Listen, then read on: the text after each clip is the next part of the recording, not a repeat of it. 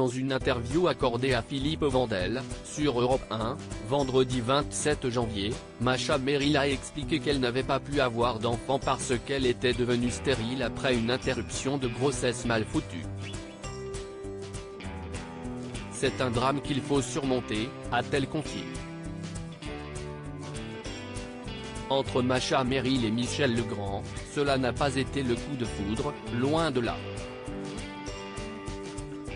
L'actrice, figure phare de la nouvelle vague, vue dans les films de Jean-Luc Godard, Maurice Pialat, Claude Lelouch ou encore Bertrand Blier, a rencontré le musicien sur les plateaux de tournage. Mais elle n'a pas craqué.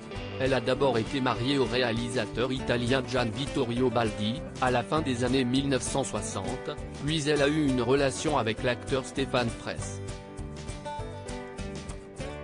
Et, bien des années plus tard, en 2014, Masha Merrill, de son vrai nom Magdalena Vladimirovna Gagarina, a épousé Michel Legrand.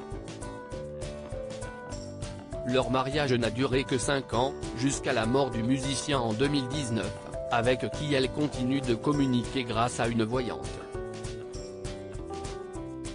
Masha Merrill stérile après une interruption de grossesse mal foutue. Si la mort de Michel Legrand est l'un des drames de la vie de Masha Merrill, ce n'est pas le seul. Invitée de l'émission Culture Média, présentée par Philippe Vandel sur Europe 1, vendredi 27 janvier, l'actrice a déploré ne pas avoir eu d'enfant. Elle a déclaré s'opposer un peu aux féministes qui pensent qu'être mère n'est pas la seule fonction d'une femme. C'est vrai, on peut décider de ne pas faire d'enfant, mais je pense que toute femme se pose la question un jour ou l'autre, a-t-elle déclaré, avant d'ajouter qu'elle avait été privée de ça. Alors qu'elle n'avait que 16 ans, elle est tombée enceinte d'un quadragénaire, et elle a avorté en Suisse. Je suis des femmes qui ont, avant la pilule, eu une interruption de grossesse mal foutue et je suis devenue stérile, a confié Masha Merrill, précisant que c'était un drame qu'il faut surmonter. Je pense qu'on ne peut pas dire que c'est anodin et que c'est quelque chose sur lequel on peut passer, comme ça.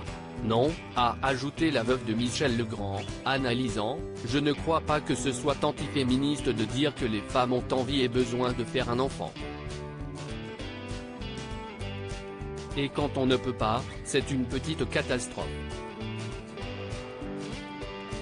Catastrophe dont elle ne s'est pas remise. J'en ai fait presque une identité. Je suis une femme sans enfant et une femme qui ne nie pas que ça a été un drame.